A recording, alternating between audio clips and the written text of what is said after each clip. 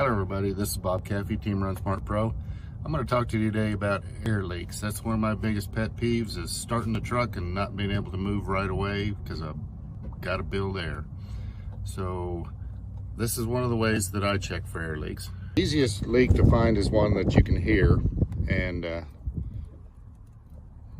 but obviously that's going to be a pretty fast leak, so it's not going to be just like an overnight air down. So I got an old spray bottle.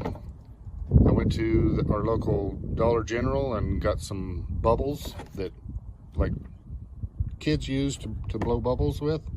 Wrote leak finder bubbles on the bottle. So I just take and these are the kind of fittings that we're looking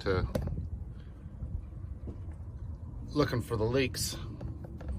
So right in here is a possible leak area, and right here is a possible leak area.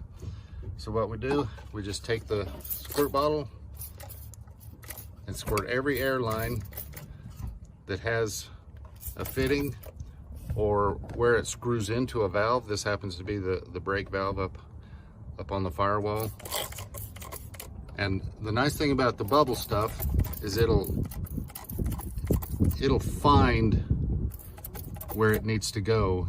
It'll, you know, it's water, basically soap and water, so it'll slip into locations to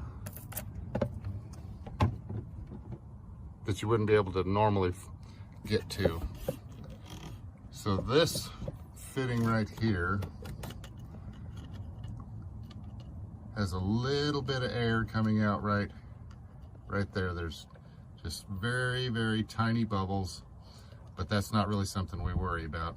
It's generally when they just start blowing bubbles big time, that's when we need to do something about it. And obviously here on the brake valve, life is good.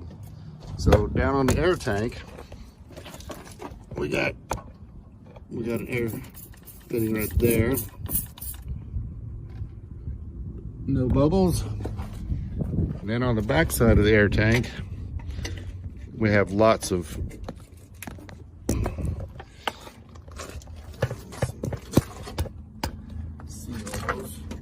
fittings.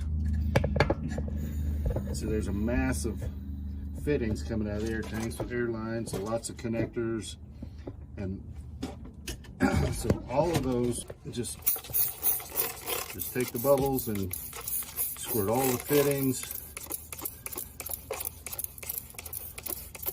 and then you can just sit back for a minute and watch for big bubbles. And apparently there aren't any right there. But every brake valve is going to have a possibility of a leak wherever there's pressure. So repairing them is fairly simple. Let's see. So if I had an air leak on this, you know, if I was going to replace this fitting right here, first thing I would do is drain the air. And then the beauty of these push lock fittings is there's a possibility that you don't have to replace that fitting. Sometimes you can release the airline, push the sleeve, just push it in like I'm doing with my screwdriver here. Push it in, and then you can just pull the line. The line will just pull right out. Well, once you do that, you can trim like a 1/4 inch off of the line. There'll be an indent where the O-ring was sitting in the plastic tubing. If you trim up past that, then you can just basically push the line back in the fitting, and it'll lock. You know, it locks in by itself, and that'll usually take care of the air leak for a while. If you have the same situation on the same fitting, you can change out the fitting for a ferrule and insert type fitting, that's what this is. And those are almost guaranteed not to leak. But for speed and if you just have a leak around the airline, you know, like I said earlier, in this area, get my little pointer here. If your air leak is here, a lot of times you can just trim off 1/4 inch of the airline, push it back in there, and all is good.